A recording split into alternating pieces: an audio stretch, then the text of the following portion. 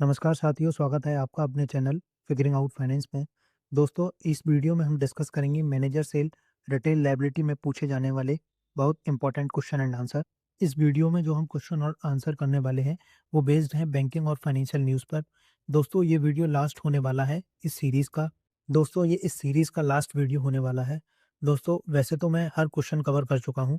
अगर आपको लगता है कोई क्वेश्चन मुझसे रह गया है तो आप अपने क्वेश्चन मुझे इंस्टाग्राम या टेलीग्राम पर डायरेक्ट मैसेज कर सकते हैं। मैं उसकी भी वीडियो आपके लिए बना के लाऊँगा। दोस्तों, जैसा कि मैंने पहले भी बताया था, BOB sales manager retail liabilities का रोल क्या होता है, वो इन 7 थीम पर बेस्ड होता है। जितनी भी मेरी वीडियोज़ क्वेश्चन एंड आंसर पर आई हैं, वो इन्हीं 7 थीम पर बेस्ड है। इस वीडियो में मैंने टोटल 9 क्वेश्चन कवर किए हैं, जो बहुत ज़्यादा इम्पोर्टेंट होने वाले हैं आपके सेल्स मैनेजर इंटरव्यू के लिए। इसके अलावा दोस्तों, अगर आपने प्लेलिस्ट सेव नहीं की है bank of Baroda LBO interview की, आप इसको सेव कर लीजिएगा क्योंकि सारी वीडियो इसी प्लेलिस्ट में अवेलेबल है। दोस्तों, एक बात मैं आपको बताना चाहता हूँ, मेरा आंसर थोड़ा कॉम्प्रिहेंसिव होता है। आप उसको अपने हिसाब से मॉडिफ़ाई कर सकते हैं और उसको थोड़ा शॉर्ट कर सकते हैं। बट दोस्तों, आपको उस आंसर को 2-3 बार रिवाइज़ करना होगा ताकि अगर पैनल आपसे पूछे आंसर तो आप उसको फन वे में बता सकें। इससे आपको एक अलग ही एज मिलेगा इंटरव्यू में। तो चलिए दोस्तों, आज की वीडियो शुरू करते हैं। आज का पहला क्वेश्चन है, tell us what is KYC, re KYC and C KYC, why are they important for account opening. चलिए देखते हैं पैनल को एक अच्छा आंसर कैसे दें। सर, केवाईसी का मतलब होता है नो योर कस्टमर। ये एक मैंडेटरी प्रोसेस है अंडर पीएमएलए 2002 और आरबीआई गाइडलाइन। सर, जो भी कस्टमर बैंक ऑफ बड़ौदा में अकाउंट ओपन करता है, हम उसकी आइडेंटिटी और एड्रेस वेरीफाई करते हैं ऑफिशियली वैलिड डॉक्यूमेंट के थ्रू, जैसे आधार, पेन, पासपोर्ट, वोटर आईडी या ड्राइविंग लाइसेंस। सर, इसका मेन ऑब्जेक्टिव है कि बैंक अपने कस्टमर को प्रॉपरली आइडेंटिफाई करे और मनी लॉन्ड्रिंग या टेररिस्ट फाइनेंसिंग जैसे रिस्क को प्रिवेंट करे। सेकंड सर, री केवाईसी का मतलब होता है periodic updation of KYC. RBI guideline के अकॉर्डिंग हाई रिस्क कस्टमर के लिए 2 ईयर में अपडेट, मीडियम रिस्क के लिए 8 ईयर में और लो रिस्क के लिए 10 ईयर में केवाईसी अपडेट करना जरूरी है। सर, बैंक ऑफ बड़ौदा री केवाईसी प्रोसेस को कस्टमर फ्रेंडली बनाता है, ब्रांच विजिट के थ्रू, ऑनलाइन वेब पोर्टल के थ्रू और इवन वीडियो कॉल फैसिलिटी के थ्रू। थर्ड सर, सी केवाईसी का मतलब है सेंट्रल केवाईसी। ये सरसई के थ्रू मैनेज होता है। जब कस्टमर का केवाईसी कंप्लीट हो जाता है तो उसकी डिटेल सेंट्रल रजिस्ट्री में अपलोड होती है और एक यूनिक 14 डिजिट सी केवाईसी आइडेंटिफायर जनरेट होता है। ये नंबर ऑल बैंक्स और फाइनेंशियल इंस्टीट्यूशन में वैलिड होता है। इसका बेनिफिट ये है कि कस्टमर को बार बार डॉक्यूमेंट सबमिट करने नहीं पड़ते। अगर इम्पोर्टेंस की बात करें तो ये तीनों प्रोसेस रेगुलेटरी कंप्लायंस इंश्योर करते हैं, फ्रॉड और फाइनेंशियल क्राइम प्रिवेंट करते हैं और अकाउंट ओपनिंग प्रोसेस को फास्टर और स्मूथर बनाते हैं। As a liability manager sir, smooth और compliant account opening directly deposit mobilisation में हेल्प करता है क्योंकि कस्टमर का ट्रस्ट और कन्वीनियंस दोनों मेंटेन रहते हैं। नेक्स्ट क्वेश्चन है, your team of 3 sales officers is underperforming, they are demotivated, skip field visit and blame bad territory. How will you handle this situation? चलिए देखते हैं पैनल को एक अच्छा आंसर कैसे दें। सर, एज ए मैनेजर मेरा पहला स्टेप होगा लिसन फर्स्ट। मैं सबसे पहले हर सेल्स ऑफिसर के साथ वन ऑन वन मीटिंग करूंगा।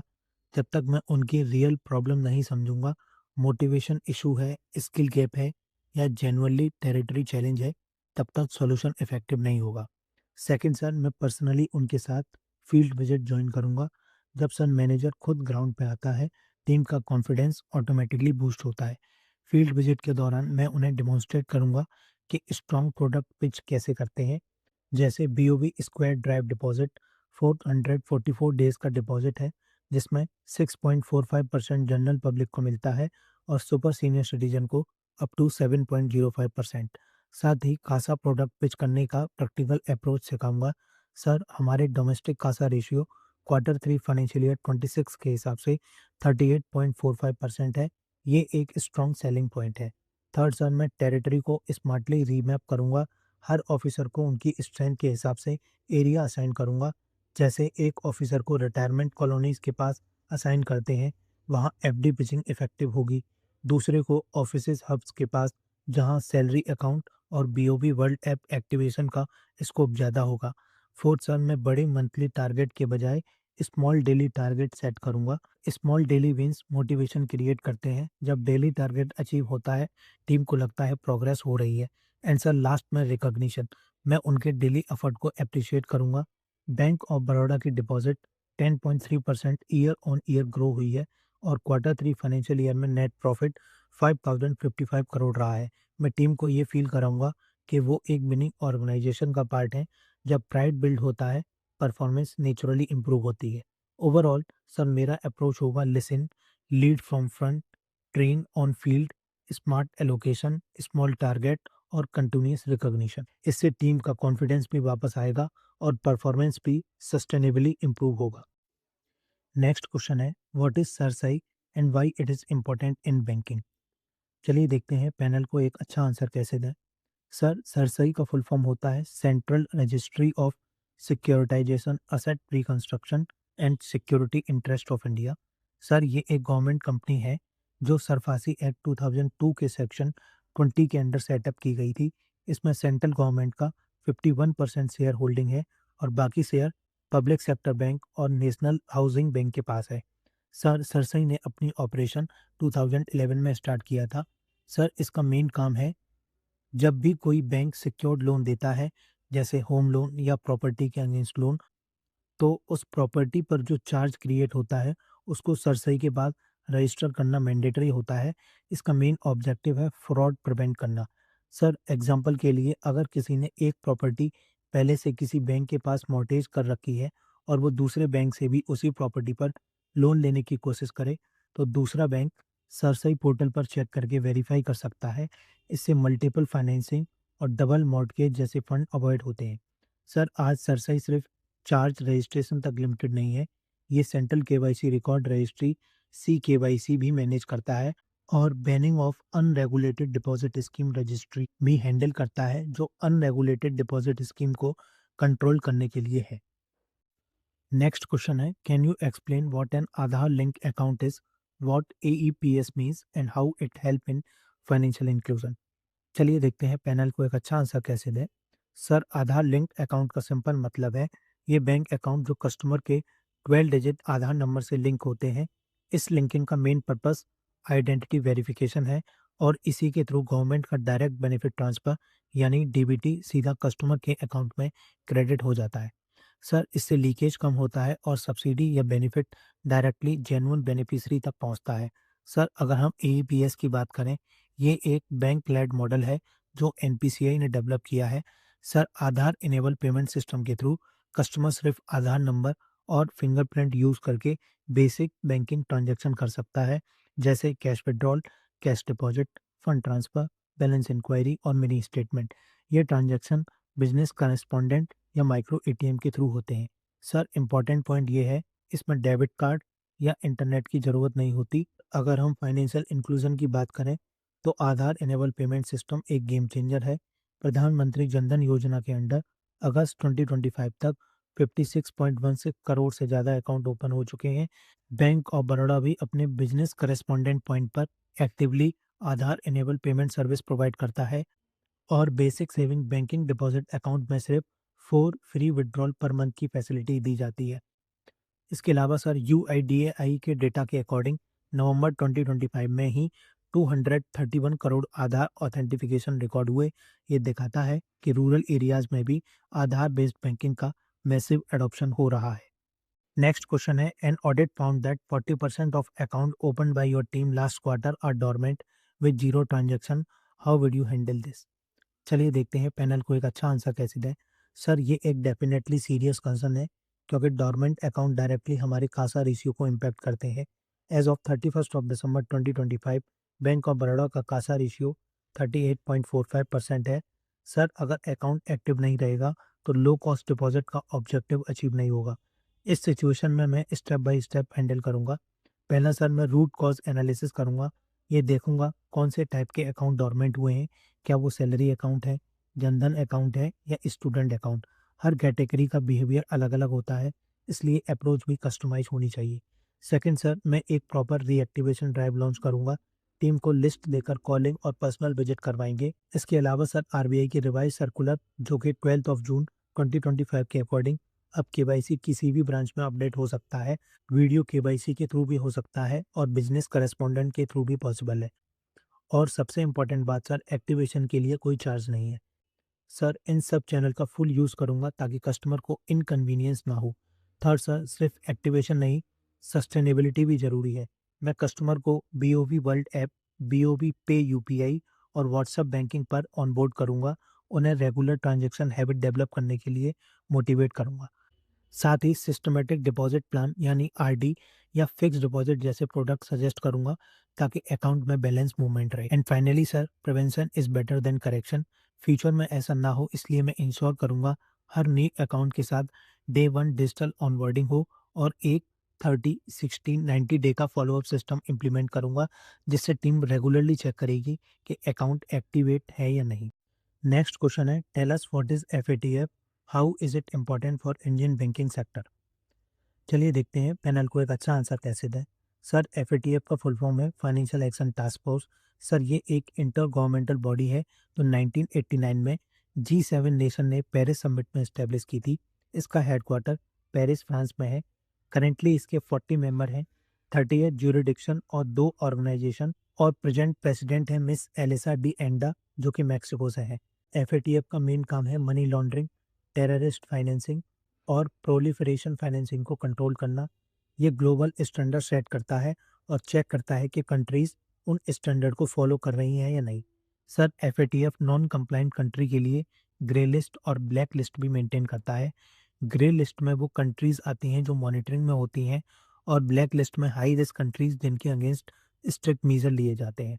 अब सर अगर इंडिया की बात करें, इंडिया ने 2010 में एफएटीएफ को ज्वाइन किया था एज अ 34th मेंबर। जून 2024 में इंडिया ने एफएटीएफ म्यूचुअल एवेल्युएशन में आउटस्टैंडिंग परफॉर्मेंस दिया और हमें रेगुलर फॉलोअप कैटेगरी में प्लेस किया गया। सर ये स्टेटस सर ये स्टेटस सिर्फ 4 और G20 नेशन के पास है, मतलब इंडिया का anti money laundering framework globally strong माना गया। सर एफएटीएफ ने specially JAM trinity, digital economy push और strong anti money laundering framework को अप्रिशिएट किया। इसके अलावा सर बैंक जैसे बैंक ऑफ बड़ौदा के लिए एफएटीएफ कंप्लायंस का मतलब है स्ट्रिक्टली केवाईसी नॉर्म्स फॉलो करना, anti money laundering guideline implement करना और सस्पिशियस ट्रांजैक्शन को फाइनेंशियल इंटेलिजेंस यूनिट इंडिया को रिपोर्ट करना। सर इससे दो मेजर बेनिफिट होते हैं। पहला, बैंक खुद प्रोटेक्ट रहता है रेगुलेटरी पेनल्टीज और रेपुटेशनल रिस्क से। सेकंड सर, इंडिया की ग्लोबल फाइनेंशियल क्रेडिबिलिटी स्ट्रांग होती है। नेक्स्ट क्वेश्चन है, RBI has issue revise direction on basic saving banking deposit account in December 2025 effective from 1st of April 2026। In this, zero minimum balance, free debit card, unlimited digital transaction, free internet and mobile banking, and 7-day mandatory conversion from regular saving. How will this impact Bank of Baroda's retail liability portfolio? चलिए देखते हैं panel को एक अच्छा answer कैसे दें। Sir revise basic saving banking deposit norm bank of Baroda के लिए दोनों चीज़ें लेकर आती हैं, चैलेंजेस भी और अपॉर्चुनिटी भी। सर चैलेंजेस साइड देखें, कुछ existing low balance saving account holder 7-डे मैंडेटरी कन्वर्जन विंडो का यूज़ करके अपने अकाउंट को बेसिक सेविंग बैंकिंग डिपॉजिट में कन्वर्ट कर सकते हैं। इससे थोड़ा सर्विस चार्ज इनकम इम्पैक्ट हो सकता है। सर इससे थोड़ा सर्विस चार्ज इनकम इम्पैक्ट हो सकता है। दिसंबर 2025 के डेटा के हिसाब से बैंक ऑफ बड़ौदा का डोमेस्टिक कासा रेशियो 38.45% है और डोमेस्टिक डिपॉजिट लगभग 13.07 लाख करोड़ के आसपास है। तो सर अगर कन्वर्जन होता है, इस शिफ्ट को केयरफुली मैनेज करना जरूरी है ताकि लायबिलिटी मिक्स बैलेंस रहे। अब सर हम अपॉर्चुनिटी साइड देखें तो एक्चुअली बिगर पिक्चर है। बैंक ऑफ बड़ौदा ने जुलाई 2025 से ही मिनिमम बैलेंस चार्ज वेव कर दिए थे। इसका मतलब सर बैंक ऑलरेडी प्रिपेयर्ड है इस रेगुलेटरी चेंज के लिए। अब sir basic saving banking deposit account में free debit card, free mobile banking, unlimited UPI, NEFT, IMPS transaction मिलेंगे। सर ये फीचर स्पेशली रूरल और अनबैंक पॉपुलेशन को अट्रैक्ट करेगा। ज़्यादा लोग अकाउंट ओपन करेंगे क्योंकि जीरो मिनिमम बैलेंस का कॉन्फिडेंस मिल रहा है। एंड सर यहाँ से रियल स्ट्रेटजी स्टार्ट होती है। ये न्यू कस्टमर एक स्ट्रॉन्ग बेस बन सकता है क्रॉस सेलिंग के लिए, जैसे फिक्स डिपॉजिट, रिकरिंग डिपॉजिट और insurance product. Sir overall sales manager retail liability, मेरा रोल होगा इन बेसिक रिलेशनशिप को long term higher value liabilities में कन्वर्ट करना। नेक्स्ट क्वेश्चन है, you are posted in a new city where Bank of Baroda has very low presence compared to SBI and PNB. How will you build the brand and acquire liability customer in 90 days? चलिए देखते हैं panel को एक अच्छा answer कैसे दें। Sir, अगर मुझे एक न्यू सिटी में पोस्ट किया जाता है जहां बैंक ऑफ बड़ौदा की प्रेजेंस कम है कंपेयर टू एसबीआई और पीएनबी, तो मैं एक सिंपल और प्रैक्टिकल 3 फेज प्लान फॉलो करूंगा। 90 डेज का क्लियर रोड मैप होगा वो।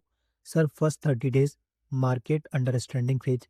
सबसे पहले मैं लोकल मार्केट को स्टडी करूंगा, रेजिडेंटल एरियाज आइडेंटिफाई करूंगा, कमर्शियल हब देखूंगा, स्कूल, कोचिंग सेंटर और गवर्नमेंट ऑफिसेज मैप करूंगा।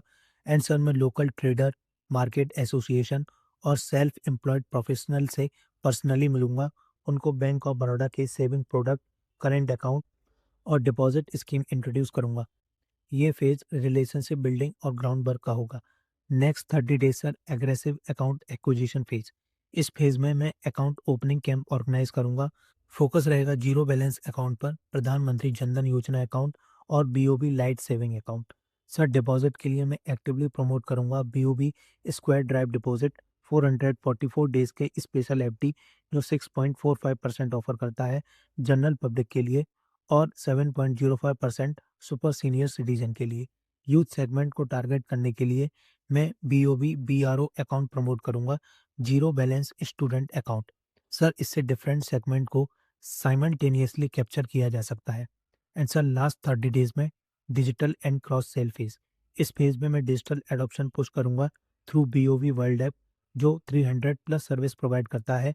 साथ ही क्रॉस सेलिंग पर फोकस करूंगा, जैसे इंश्योरेंस प्रोडक्ट, डेबिट कार्ड और गवर्नमेंट स्कीम जैसे अटल पेंशन योजना, प्रधानमंत्री जीवन ज्योति बीमा योजना और प्रधानमंत्री सुरक्षा बीमा योजना। सर, ये स्ट्रेटजी सिर्फ अकाउंट ओपन तक लिमिटेड नहीं रहेगी, बल्कि रिलेशनशिप डीपनिंग पर फोकस करेगी। और सब जब मैं कस्टमर को कन्विंस करूंगा तो मैं बीओबी की स्ट्रेंथ हाईलाइट करूंगा। आज बीओबी 13 करोड़ से ज़्यादा कस्टमर सर्व करता है, 8,500 से ज़्यादा ब्रांचेस हैं। क्वार्टर 3 फाइनेंशियल ईयर 26 में 5,055 करोड़ का नेट प्रॉफिट रिपोर्ट हुआ है और कासा रेशियो 38% है। सर, ये नंबर खुद ही कॉन्फिडेंस बिल्ड करते हैं। आज का लास्ट क्वेश्चन है, tell us RBI release draft revise KCC direction in February 2026, what are 5 key proposed changes? चलिए देखते हैं पैनल को एक अच्छा आंसर कैसे दें।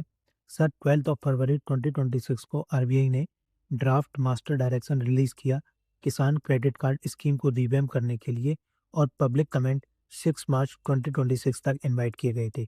इस ड्राफ्ट में 5 मेजर प्रपोज चेंज हैं। पहला सर, आरबीआई ने एक सिंगल कंसोलिडेटेड फ्रेमवर्क प्रपोज किया है। इसका मतलब एग्रीकल्चर और अलाइड एक्टिविटीज़ को भी एक यूनिफॉर्म फ्रेमवर्क के अंडर कवर किया जाएगा और ये फ्रेमवर्क सब बैंक पर अप्लाई होगा, commercial bank, small finance bank, RRBs और कोऑपरेटिव बैंक। इससे रेगुलेटरी क्लियरिटी और यूनिफॉर्मिटी आएगी। सेकंड सर, क्रॉप सीजन को स्टैंडर्डाइज किया गया है। शॉर्ट ड्यूरेशन क्रॉप के लिए 12 मंथ साइकिल होगा और लॉन्ग ड्यूरेशन क्रॉप के लिए 18 मंथ साइकिल। इससे लोन सेक्शन और रीपेमेंट स्ट्रक्चर में यूनिफॉर्मिटी आएगी। थर्ड सर, केसीसी लोन का टेन्योर को 5 ईयर से बढ़ाकर 6 ईयर करने का प्रपोजल है। ये स्पेशली उन फार्मर के लिए बेनिफिशियल होगा जो लॉन्ग ड्यूरेशन क्रॉप ग्रो करते हैं। फोर्थ सर, ड्राइंग लिमिट को अब एक्चुअल स्केल ऑफ फाइनेंस से लिंक किया जाएगा हर क्रॉप सीजन के लिए। सर, इसका मतलब फार्मर को उतना ही क्रेडिट मिलेगा जितना उसका रियल कल्टीवेशन कॉस्ट है। ये मोर प्रैक्टिकल और नीड बेस्ड फाइनेंसिंग है। फिफ्थ सर, एलिजिबल एक्सपेंसेस का स्कोप एक्सपेंड किया गया है। अब soil testing, real time weather information और ऑर्गेनिक फार्मिंग सर्टिफिकेशन को भी इंक्लूड किया गया है। 20% एडिशनल प्रोविजन में जो फार्म असेट मेंटेनेंस के लिए होते हैं, ये मॉडर्न और टेक्नोलॉजी ड्रिवन फार्मिंग को सपोर्ट करता है। ओवरऑल सर, ये रिफॉर्म बैंक के लिए भी इम्पोर्टेंट है, स्पेशली बैंक ऑफ बड़ौदा जैसे लार्ज पब्लिक सेक्टर बैंक के लिए। इसे हम अपने फार्मर कस्टमर को ज़्यादा सिंपल, ट्रांसपेरेंट और need based credit structure provide कर सकते हैं। दोस्तों, आज की वीडियो में इतना ही। अगर आपकी कोई क्वेरी हो या कोई सजेशन हो या आप चाहते हो कि मैं कोई स्पेसिफिक क्वेश्चन कवर करूं, तो आप मुझे इंस्टाग्राम या टेलीग्राम पर भेज सकते हैं। इन दोनों का लिंक आपको डिस्क्रिप्शन बॉक्स में मिल जाएगा। तो चलिए दोस्तों, वीडियो को यहीं एंड करते हैं। थैंक्स फॉर वॉचिंग और आप सभी को इंटरव्यू के लिए ऑल द बेस्ट।